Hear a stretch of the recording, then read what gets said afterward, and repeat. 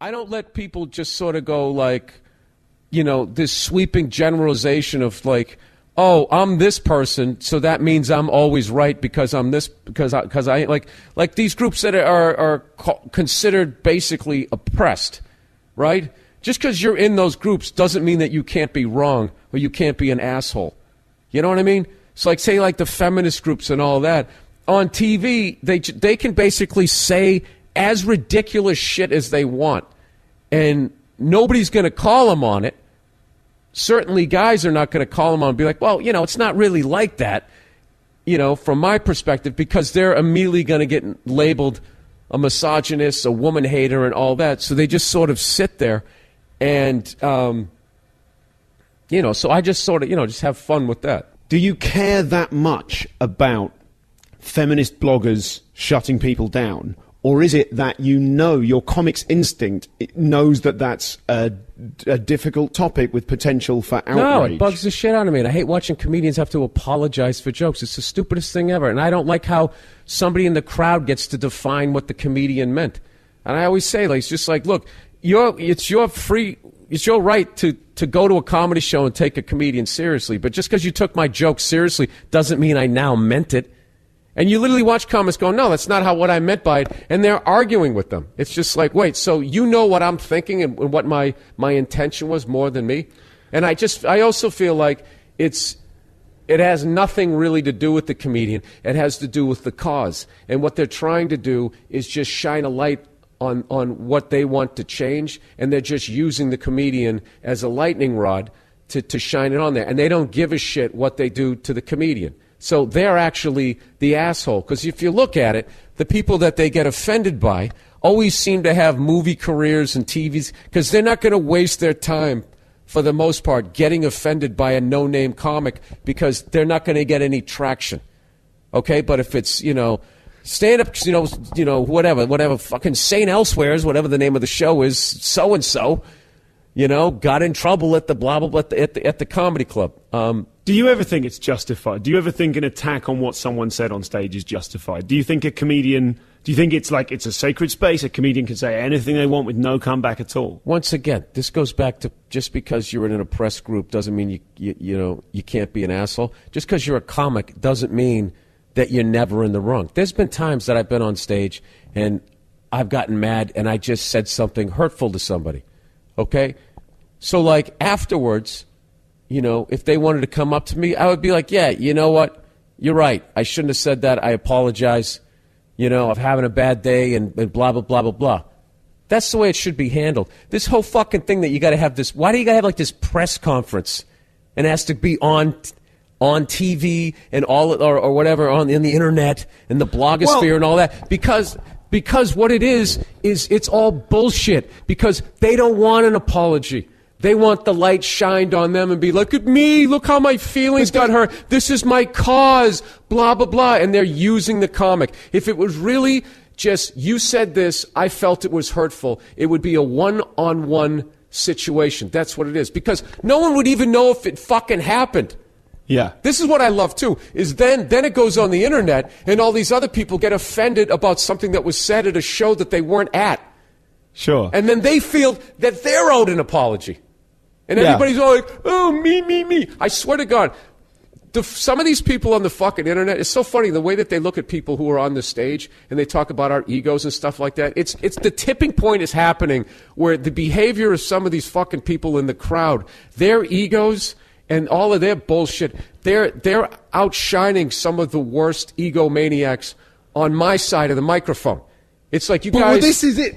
If you accept there are egomaniacs on your side of the microphone. Absolutely. So what my feeling is that maybe the people you're talking about who are making these kind of criticisms, what they feel is that they don't feel powerful. They can't physically come and see you after a show. Why not? From their point of view, you're a famous guy. You're making a huge amount of money. I'm not talking about me. I'm just saying in like powerful. a comedy club. In a comedy club. Oh, sure.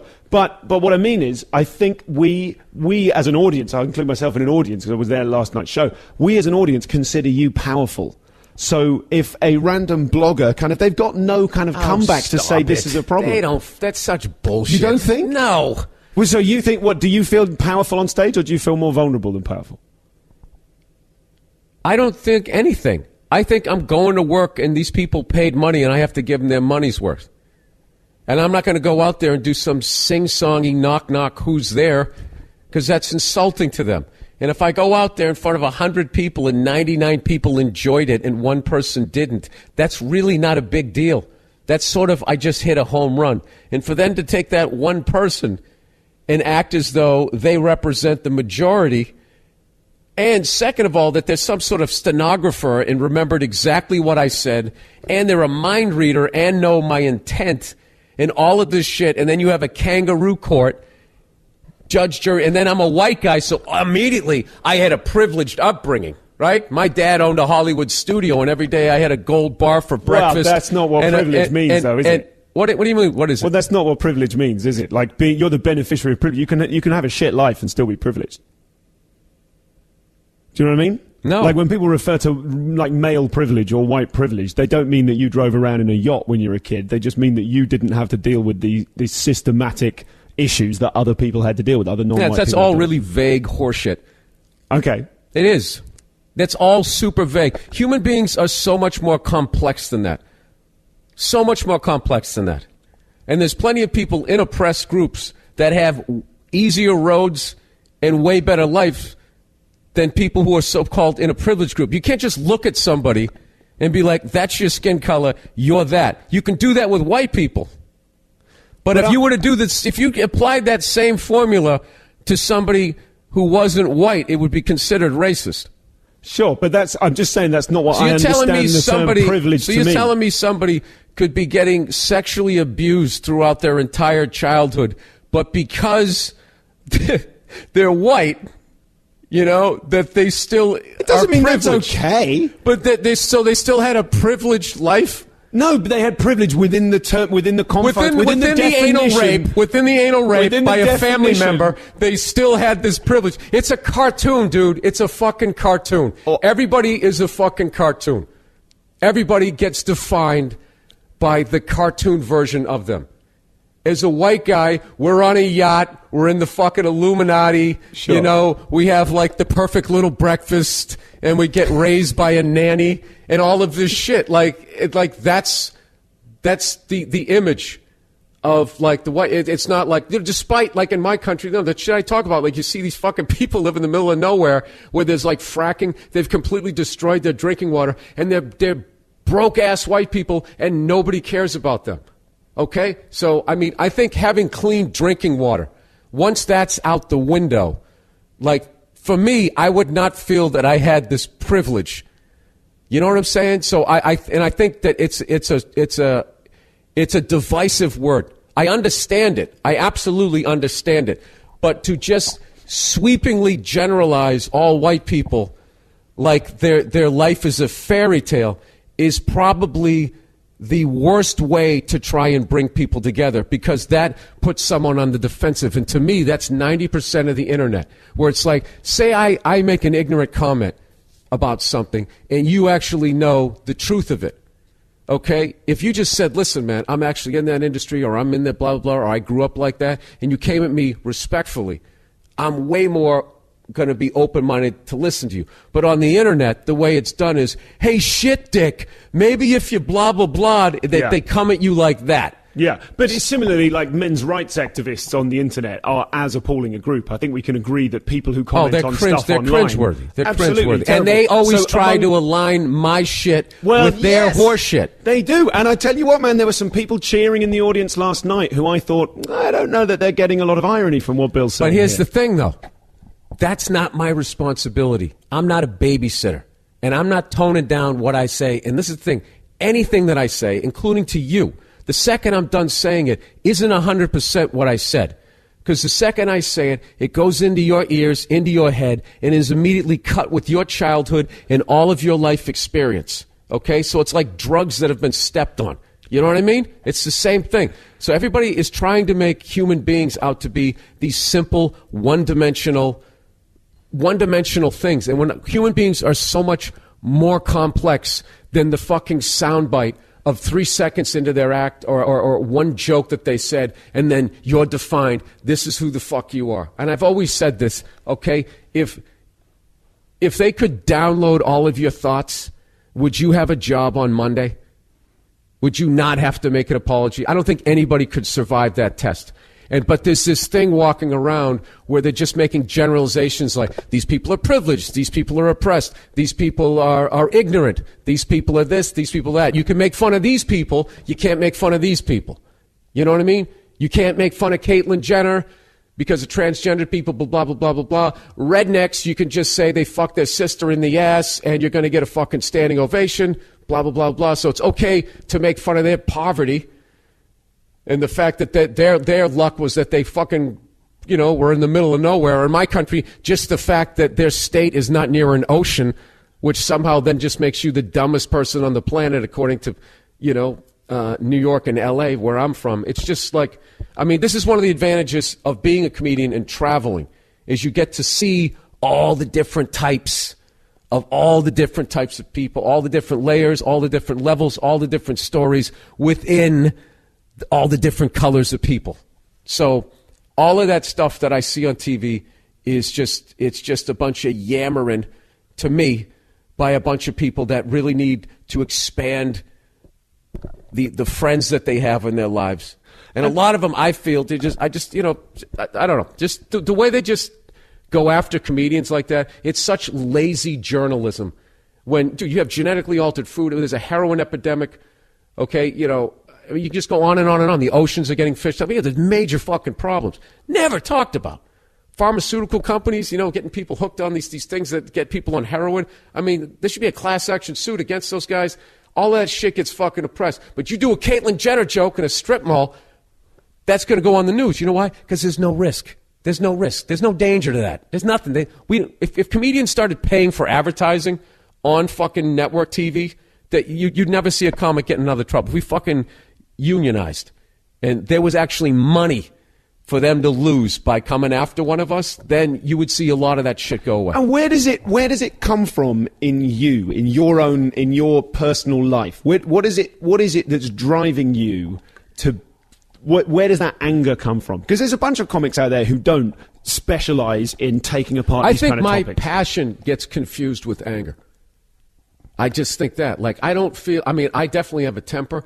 And I get frustrated with stuff like that. But I don't just walk around seething in rage. I love my life. I love my wife. I love my dog. I'm just I honestly just feel like I think my life is incredible. I do feel like that. But the shit that I get upset about is just stupid shit. I get mad at the fucking, if you want to do this, press 1. I will absolutely lose my shit. But if my house was to burn down and I lost everything, I would probably laugh and be like, well, fuck it, we'll start over again. It's little things that make me flip out. But I understand why people think that I'm this angry person. I think a lot of times they watch my act and I'm doing a character that has rage, and then they think that it's like my rage or whatever. And I don't know what it is. I came up in a part of the world where this is how people talk. This is normal.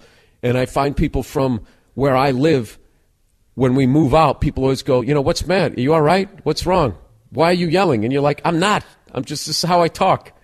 The fuck is wrong with you, So I don't know. Maybe I'm more defensive or something like that. But I will say that I don't know. I just love watching comedy and watching I don't know, just watching these people come on TV and just getting all of this fucking credit as audience members. They're these Peabody Award-winning journalists. It's just like you write a blog. Anybody can fucking do that, and all of a sudden, you're being treated. 1,500 people come out to a show. One person gets offended. That's a story.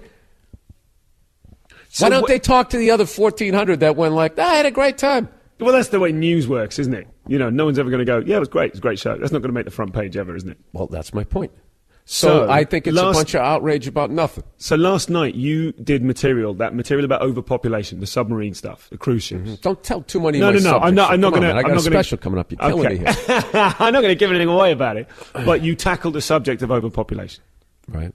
Is that okay? I can cut that out if I'm giving away too much. Absolutely. So is that really? I love that bit. I found that I was enjoying that bit without any kind of I don't know if I totally agree with Bill's politics on this bit. I don't know if I can quite say where this guy's coming from.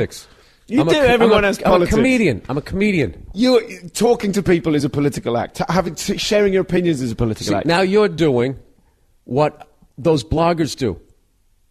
Do you think? Now you're telling me what it is that I'm doing. I'm literally telling you what I'm doing, and you're like, no. Just the mere fact you go on stage makes my idea of what you're doing correct. You literally just did it. Okay, That's what drives me nuts. Do you think if you see a movie directed by someone, that person kind of intended for the movie to say something, and you as a viewer can read something different from that movie and go, oh, actually, like in the same way you were saying, that you could look back at earlier stuff where wouldn't that be misinterpreting what the person was saying? It might be misinterpreting what they decided to say, but it might not be misinterpreting what they meant.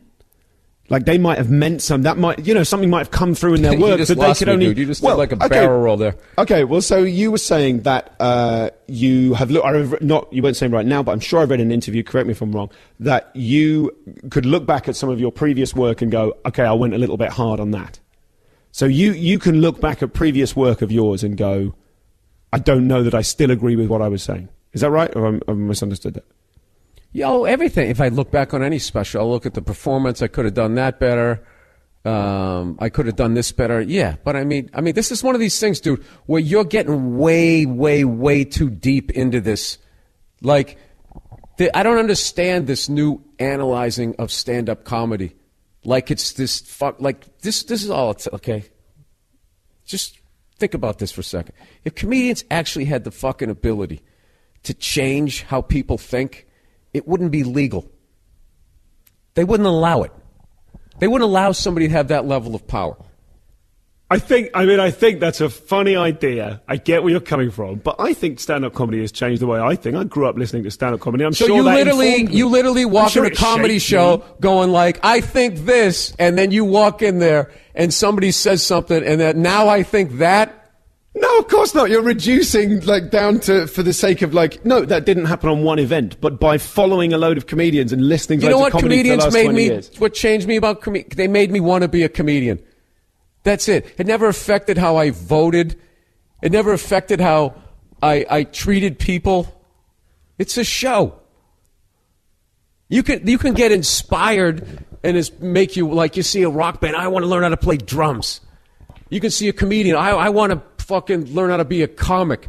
But to think that it's going to change like your fucking... It's going to take, 18 years of parenting is going to go out the window watching a comedian for 90 minutes. It doesn't have that level of power. But that's what they're pretending. They're pretending that does while pharmaceutical companies and all these people do the shit that they do, and they don't even report on it. Yeah. Well, so this is my point. This bit, right. You're talking about overpopulation. So... That was I admit in all of it that I don't read and I'm not up on it, and most of my stuff is conspiracy theory and overhearing shit. I'm not trying to make you into a spokesperson. In the airport. So right there, that you shouldn't right there. What sort of political platform is that? To stand on stage, tell people that you don't pay attention to things, and now I'm going to give you my opinions on it. It's absurd. And that's what makes it stand-up comedy. I'm not running for office. I'm not changing laws or anything. But I do think if I have a conversation with my friend and he thinks a particular thing, then that might change the way I think about a thing. All right, and this is the thing. I've gotten to the point in my life that I understand that we're not going to agree on this. Okay. So this is just going to just keep going around in a circle, and it's going to get boring for people. So I just, I'm going to do a show today at 3:45. There's going to be no politics in it. I'm going to go up and make, you got to understand, some of the shit, I'm just being absurd. It's just I'm just being stupid for stupid's sake. Fucking when you hang out with comics, some of the shit we say in cars and stuff, over trying to top each other, the stuff that we say is outrageous. And it's just to make each other laugh. So you don't believe it. If you were a critic and you had to criticize your own act, honestly, knowing what you know about your act. This is the length of my criticism would be, did he give him their money's worth? Did people go away happy, or does he need to work more? That's all it basically is. What critics do, just sitting there looking for something. I mean, I'm a human being. You know what I mean? Critics are fascinating to me now that they still have them, because it's kind of like obsolete at this point. It's like everyone in the crowd is a critic now that can be heard. They go on Twitter, they go on Facebook, and I always like the fans. The fans' critique of me is, to me, way more accurate because they just get right to it. It's like, oh, it was great, or or like, what a fucking waste of money. And to me, every show is that. But if you, it's either great, it was okay, or what a fucking waste of money. There's shades of that, but to really be like, like just fucking pontificating for 3 fucking pages. I mean, what's funny is none of my actors written down, so they're writing 3 more fucking pages than what they actually went and saw, which is, to me, just but it's an odd thing. I mean, I totally see where you're coming from, but what I mean is in terms of like your strengths and weaknesses as a comic, are there like other things that you would like to be able to do on stage that you don't feel you've mastered? Yeah, there's stuff that I'm working on right now. Absolutely. I'm not going to tell you what it is because then I'm showing the rabbits in the hat, but there's definitely... Well, I look at it like sports. Like if you played basketball and you couldn't go to your left, how do you get better? You go to your left. And so, which goes back to that thing that they always say, to get great, you have to bomb. That was always really vague, and I didn't understand it. That's what that means. It's like stop driving towards what you already know how to do. Drive to the shit that you can't do. And like over the last 6 years, is something that I've consistently been doing and forcing myself to do. And I felt I've had more growth in the last 6 years than I did in probably the previous 8 years.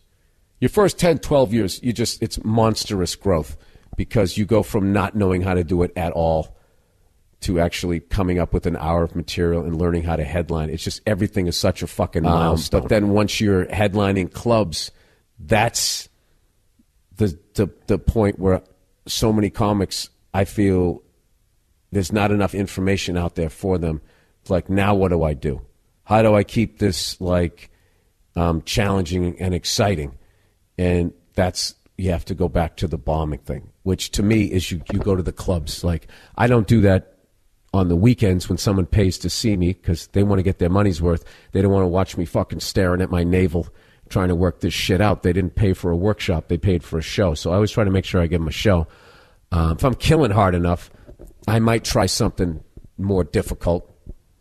But other than that, I'll just try a few new jokes. But during the week, that's when, you go down there and you bomb. But I've been doing it long enough that I learned how to bomb so I can bomb gracefully. So I'll be up there bombing, but it sounds like I'm having a good set. But in my head, I'm really frustrated because that thing that I'm working on didn't work. Last thing, are you happy? Totally. Absolutely. Probably the happiest I've been since I was like a kid. Yeah. You don't seem like you believe it on any level. I'm just being quiet to just let you finish the end of that sentence just in case there was more to come. Very few comedians. You and Brian Regan. That's basically it. I try to ask that of nearly all of my guests. Well, because what it ended up, somewhere in my 30s, I started 35, 36, you're like times 2 is 70, 72. So I spent half of that being miserable. I don't want to be the miserable guy. I don't want to be that guy that everybody goes, oh man, that guy was like... when you're dead, like that's what they fucking say about you. I mean, my friends who really know me, not the guy on stage or anything, would not be surprised to say that I'm happy. Like I absolutely love my life. I feel unbelievably privileged, to use that word, that like I get to do this for a living, that I get to go to, like people save up their whole lives to go to Europe. And the fact that I can come over here, make money doing my dream job, the job that makes me dance in a kitchen after I just made fucking $8 evidently, is like there's no reason for for me not to be happy. And I also learned how my brain, like I had like mild, I didn't have clinical depression, but I just didn't know how to steer my way out of it. Like some negative thought would pop into my head, and rather than being like, nah, fuck that, it's going to be fine, I would just listen to it and be like, really? Is that what's going to happen? And then what's going to happen? I was just letting this part of my brain just like talking to me. Did you just... And none of it was good. And that's not something you can just turn around. It took a long time. And I just learned, like, just the same way. Like, if you're trapped in your act, how do I get myself out of this? So if I start to feel depressed, the level of shit that I have, what I do is I'll do something positive. Like, I play drums. That gets the energy going. It's so much fun. It's one of the great instruments. Absolutely love it. That'll get me out of it. Go to the gym. Working out gets me doing. I'm going to try a new bit. You know, maybe there's a new restaurant or something. Like, I go do something. I get out of the house. But, like, if I just sit there, you know, and you just let those thoughts start washing over to you, they're going to drag me down to the bottom of the lagoon. Like, I was feeling some of that yesterday before the afternoon show. You know, showing up, the hotel isn't ready. I'm not a young man anymore. I'm 10 days into this fucking thing, and I'm just thinking, oh, God, this, you know. And I showed up for the gig, and I was just, like, feeling that feeling of, like, I'm ready to go home. I don't want to do this. And then I've just been doing it long enough. I was just like, danger, danger, do not do that. And then I just was like, right before I went out there, I was like, I'm just going to commit as fucking hard as I can to everything I'm doing. And I went out there and, you know, wasn't thinking anything. And I just started talking, and it was completely silly, totally fucking ridiculous. And I was immediately having a great time. And then the rush of doing what you love for a living totally got rid of all of that stuff. So, I don't know. That's basically, as far as my understanding of myself, how my brain works, how I keep myself out of those areas so I can be happy. But I am.